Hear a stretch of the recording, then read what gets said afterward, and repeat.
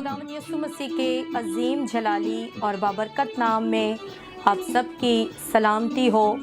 عالم بالا پر ہوشانہ، داؤد کے بیٹے کی ہوشانہ۔ خداوند یسوع ناصری کا شاہانہ استقبال یروشلم میں۔ آج اس حوالہ سے ہم کلام خدا میں سے آپ کی برکت کے لیے چند حوالہ جات پڑھیں گے۔ سو آئیں ہم پہلے حوالہ کی جانب بڑھتے ہیں۔ مقدس متی کی انجیل اس کا 21واں باب اور اس کی پہلی 11 آیات ہم اپنی برکت کے لیے خداوند کے عظیم کلام میں سے پڑھیں گے۔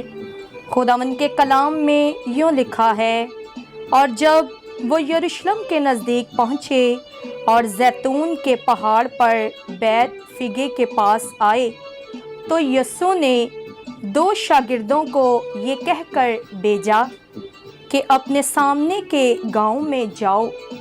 وہاں پہنچتے ہی ایک گدھی بندھی ہوئی اور اس کے ساتھ بچہ پاؤ گے، انہیں کھول کر میرے پاس لے آؤ، اور اگر کوئی تم سے کچھ کہے تو کہنا کہ خداوند کو ان کی ضرورت ہے، وہ فی الفور انہیں بھیج دے گا۔ یہ اس لیے ہوا کہ جو نبی کی معرفت کہا گیا تھا وہ پورا ہو، کہ صیون کی بیٹی سے کہو کہ دیکھ تیرا بادشاہ تیرے پاس آتا ہے، وہ حلیم اور گدھے پر سوار ہے، بلکہ لادو کے بچے پر۔ پس شاگردوں نے جا کر جیسا یسوع نے ان کو حکم دیا تھا ویسا ہی کیا، اور گدھی اور بچے کو لا کر اپنے کپڑے ان پر ڈالے اور وہ ان پر بیٹھ گیا۔ اور بھیڑ میں کے اکثر لوگوں نے اپنے کپڑے راستہ میں بچھائے، اور اوروں نے درختوں سے ڈالیاں کاٹ کر راہ میں پھیلائی، اور بھیڑ جو اس کے آگے آگے چلتی اور پیچھے پیچھے چلی آتی تھی پکار پکار کر کہتی تھی، ابن داؤد کو ہوشانہ، مبارک ہے وہ جو خداوند کے نام پر آتا ہے، عالم بالا پر ہوشانہ۔